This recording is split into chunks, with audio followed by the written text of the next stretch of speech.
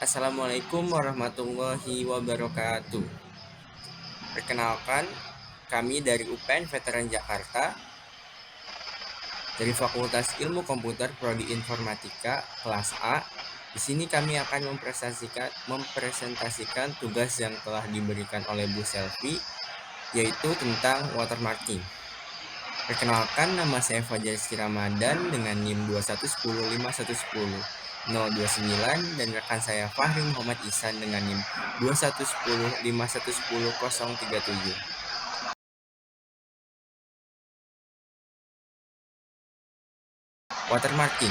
Watermarking merupakan salah satu teknik yang digunakan untuk melindungi karya digital dengan menyisipkan informasi ke dalam data atau karya digital yang ingin kita lindungi hak ciptanya dengan tanpa mengubah atau merusak isi data yang akan kita sisipkan informasi watermarking. Watermarking merupakan salah satu teknik yang digunakan untuk melindungi karya digital dengan menyisipkan informasi ke dalam data atau karya digital yang ingin kita lindungi hak ciptanya tanpa mengubah atau merusak isi data atau karya digital yang akan kita sisipkan informasi watermarking. Watermarking pertama kali ditemukan pada abad ke-13 di pabrik kertas Fabriano, Italia. Dengan cara penemuannya yaitu membuat kertas setengah jadi, kemudian ditekan oleh cetakan gambar, dan ketika kering maka kertas tersebut akan terlihat watermarking atau penandanya. Ya, bisa dilihat berikut adalah contoh dari kertas yang sudah dicap sehingga timbul gambar dan juga tulisan. Ini dia yang kita sebut dengan teknik watermarking dengan cara dicap.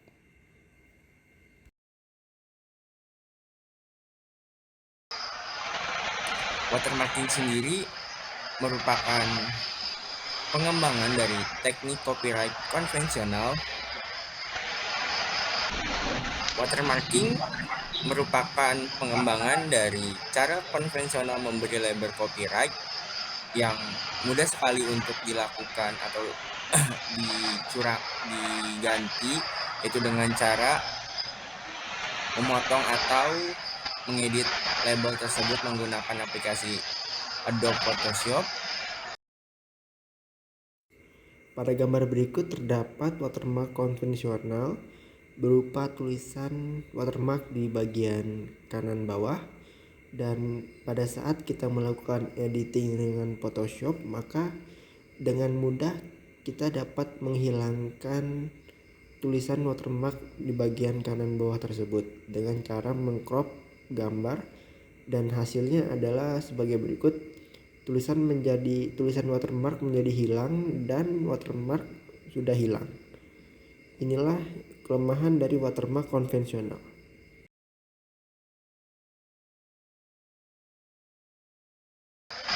Maka kemudian muncullah watermarking digital. Watermarking digital yaitu untuk melindungi citra digital agar terhindar dari pelanggaran-pelanggaran hak yang akan dilakukan oleh pencuri karya citra digital tersebut. Watermarking merupakan bentuk lanjutan dari cara konvensional untuk pemberian label copyright untuk melindungi citra atau karya digital. Label atau copyright ditempelkan pada gambar itu merupakan cara konvensional dalam memberi watermark atau label. Kelemahan dari cara tersebut yaitu tidak efektif melindungi copyright sebab label bisa dipotong atau dibuang, diedit menggunakan aplikasi contohnya tools Adobe Photoshop. Cara untuk melakukan watermarking yaitu dengan cara disisipkan ke dalam data multimedia atau citra digital. Watermark terintegritas di dalam data multimedia. Kelebihan dari watermarking sendiri yaitu setiap penggandaan atau copy data multimedia akan membawa watermark di dalamnya. Watermark tidak bisa dihapus atau dibuang. Itu merupakan tujuan untuk melindungi copyright, pembuktian kepemilikan, dan fingerprinting. Watermark tidak dapat dipersepsi secara visual atau auditor karena watermark tidak boleh merusak kualitas media host atau karya digital yang di watermarking. Selain itu, watermarking juga harus bersifat robustness, kokoh terhadap manipulasi yang ditujukan untuk merusak atau menghapus watermark atau melakukan lanjutan dari perubahan watermarking. Watermark juga harus secure, hanya pihak yang punya otoritas dapat mengakses watermark. Komunikasi yang dijalankan yaitu one to many. Next. Tujuan dari watermarking. Tujuan dari watermarking yaitu melindungi isi karya digital dengan copyright. Lalu itu pembuktian kepemilikan. Selain itu, watermarking bertujuan untuk user authentication atau fingerprinting, mengautentikasi pengguna spesifik, lalu untuk menjaga integritas atau originalitas dari data atau media digital.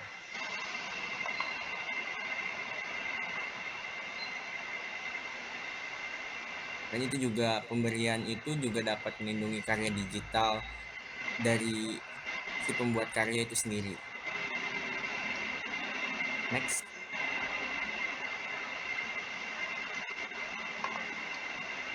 Kemudian ada fragile watermarking. Fragile watermarking merupakan salah satu teknik watermarking yang memiliki kelebihan yaitu tidak merusak kualitas. Penyisipan watermark tidak merusak kualitas citra. Citra yang diberikan watermark terlihat seperti gambar aslinya. Tidak terlihat adanya perubahan atau penyisipan watermark. Uncopyable. Setiap penggandaan atau copy data multimedia akan membawa watermark di dalamnya seperti yang tadi sudah dijelaskan. Erasable. Watermark tidak bisa dihapus atau dibuang oleh pemilik citra. Authorization watermark dapat dideteksi ekstraksi kembali sebagai bukti kepemilikan atau copyright atau deteksi perubahan. Next. Kelemahan dari fragile watermarking ini juga yaitu tidak robust terhadap perubahan, mudah dihapus, mengganti semua bit LSB dari media berwatermark. Fragile watermarking merupakan data sisipkan dengan tidak begitu kuat sehingga jika dokumen yang sudah di watermark mengalami manipulasi, maka setelah kita lakukan proses akan terdeteksi bagian mana yang dimanipulasi, yaitu contohnya pada gambar itu akan terjadinya perubahan. Tujuannya itu untuk menjaga integritas atau originalitas dari media digital tersebut. Next. Selanjutnya ada contoh lain teknik watermarking yaitu robust watermarking. Data disisipkan dengan sangat kuat sehingga jika ada berusaha menghapusnya, maka gambar atau suara yang disisipkan maupun audio dan lain sebagainya itu akan ikut rusak dan tidak punya nilai konvensional lagi. Tujuannya itu untuk menyisipkan label kepemilikan media digital. Gambar berikut adalah salah satu contoh dari robust watermarking. Watermarking dengan sangat kuat melekat di gambar, dan apabila kita mencoba untuk menghilangkan watermarking di bagian tengah, maka gambar di bagian tengah akan ikut hilang sehingga tidak ada lagi nilai komersial yang terkandung di dalam gambar tersebut. Ini adalah contoh apabila kita berusaha untuk menghilangkan watermarking di bagian tengah, gambar akan menjadi hitam di bagian tengah. Memang watermarking akan hilang, tetapi sudah tidak ada lagi nilai komersial yang terkandung di dalam gambar. Teknik watermarking dapat dilakukan pada teks, yaitu teknik watermarking dapat dilakukan pada dokumen seperti MS Word. Pada gambar berikut adalah salah satu contoh dari watermarking pada teks. Biasanya watermarking pada teks akan diletakkan di bagian belakang teks sehingga teks masih akan terlihat atau masih bisa dibaca. Tetapi di belakang teks terdapat watermarking siapa pemilik dari teks tersebut. Ini sama-sama menguntungkan bagi pembaca dan pemilik teks. Untuk pemilik teks, teksnya tidak akan di hak milik oleh orang lain karena tetap ada watermarking yang menempel. Tetapi untuk segi pembaca juga masih bisa membaca teks yang tergantung di dalamnya. Teknik watermarking juga bisa dilakukan di audio, yaitu dilakukan pada MP3 atau WAV. Kemudian teknik watermarking juga bisa dilakukan pada citra, yaitu dilakukan pada citra, contohnya JPEG dan lain-lainnya. Gambar di atas ini adalah salah satu contoh lain dari watermarking untuk citra atau gambar. Teknik watermarking juga bisa dilakukan pada video, yaitu dilakukan seperti pada MP4 dan MP5 video. Untuk video kami menggunakan contoh dari YouTube. Di sini bisa kita lihat di kanan atas terdapat watermark siapa pemilik dari video ini atau siapa pembuat dari video ini. Karena sering kita jumpai video dari YouTube di-repost pada sosial media lain tanpa menyertai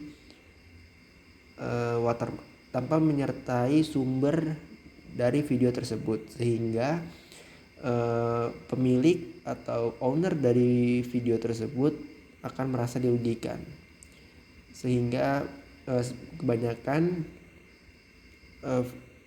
owner dari video di YouTube akan memasang watermark untuk mencegah hal tersebut. Selain itu juga teknik watermarking dibagi menjadi dua, ada yang visible dan invisible, yaitu teknik watermarking yang terlihat dan tidak terlihat. Selain invisible dan visible watermarking, watermarking juga dibagi menjadi dua, yaitu berdasarkan domain kerjanya. Di sini yaitu metode dalam ranah spesial. Metode ini melakukan cara dengan menyisipkan watermark langsung pada nilai bit dari pixel citra. Lalu yang kedua ada metode dalam ranah transform, yaitu metode ini menyisipkan watermark pada koefisien transformasi dari citra. Selain itu juga teknik watermarking juga dibagi lagi jadi metode-metode lainnya, contohnya metode LSB yang merupakan teknik dari steganografi. Selanjutnya, untuk lebih lanjutnya terkait metode-metode tersebut akan dijelaskan oleh rekan saya Fahri Muhammad Ihsan.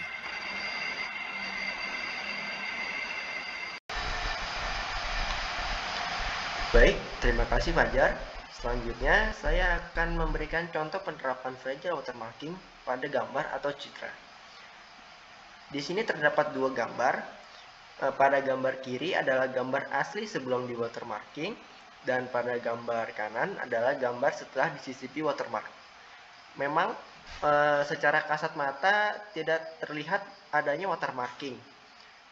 Inilah salah satu kelebihan dari fragile watermarking, sehingga menurut kami akan lebih sulit dilihat oleh orang yang ingin mencuri, orang yang ingin mengedit atau ingin mencuri gambar tersebut. Selanjutnya adalah algoritma dari watermark ini. Yang pertama, kita harus menyiapkan watermark seukuran dengan citra yang akan disisipi. Untuk kali ini kita menggunakan gambar cabai dan paprika yang akan kita watermark dengan gambar gajah. Diusahakan gambarnya harus seukuran agar lebih mudah di watermark.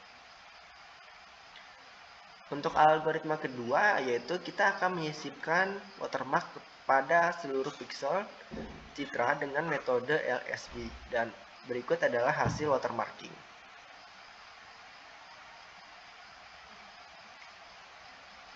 Tadi kita sudah menyinggung tentang algoritma LSB.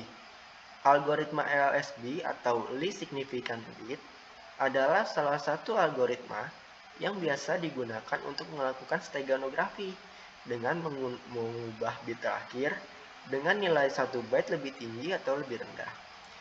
Sehingga kami menyimpulkan bahwa fragile watermarking ini menggunakan teknik steganografi juga.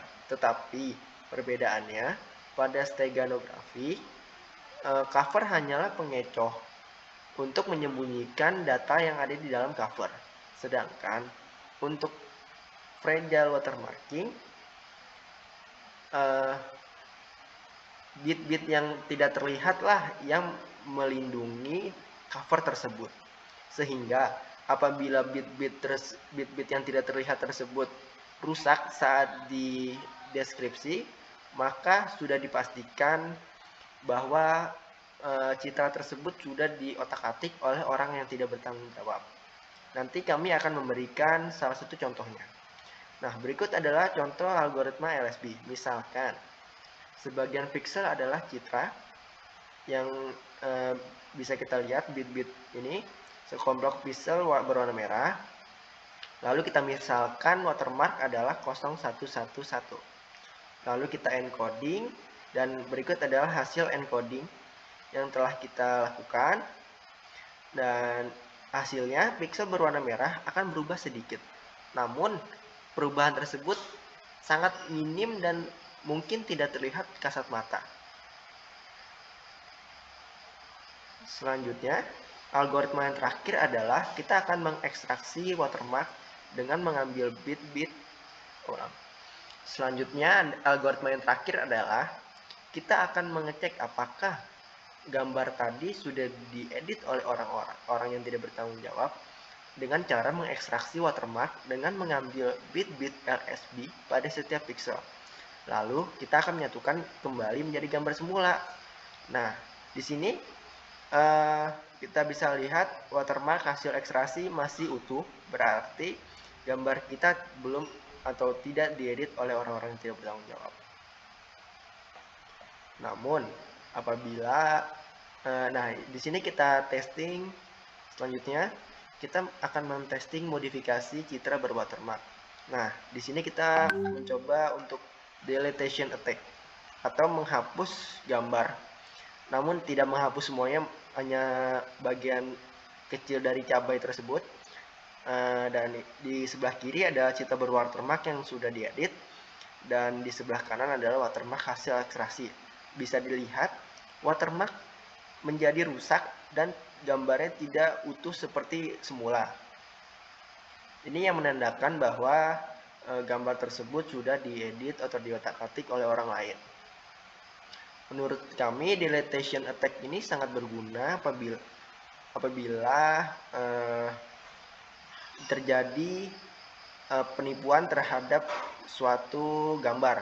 Jadi kita bisa tahu apakah gambar ini sudah diotak-atik atau dihapus atau tidak.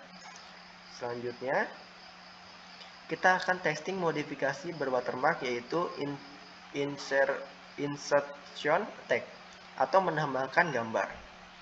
Nah, di sebelah kiri kita bisa dilihat adalah citra berwatermark dan yang kita tambahkan gambar cabai.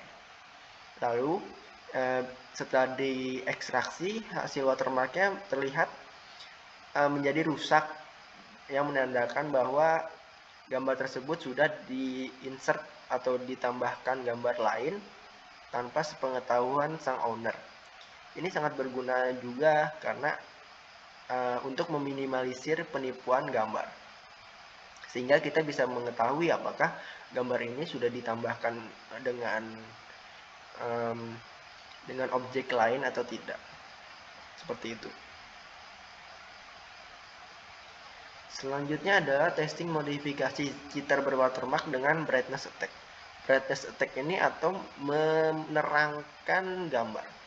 Bahkan pada saat brightness attack pun akan terlihat watermark hasil ekstraksi ini juga ikut rusak. Jadi kami rasa fragile watermarking ini sudah cukup aman untuk melindungi gambar kita. Bisa dilihat kita berwatermark di sebelah kiri ini sudah dinaikkan brightness-nya. Lalu saat kita mengekstraksi hasil watermarknya, watermark terlihat rusak. Berarti sudah ada diedit oleh orang yang tidak bertanggung jawab. Baik, kami rasa itu saja dari kelompok kami. Kurang lebih mohon maaf. Terima kasih. Wassalamualaikum warahmatullahi wabarakatuh.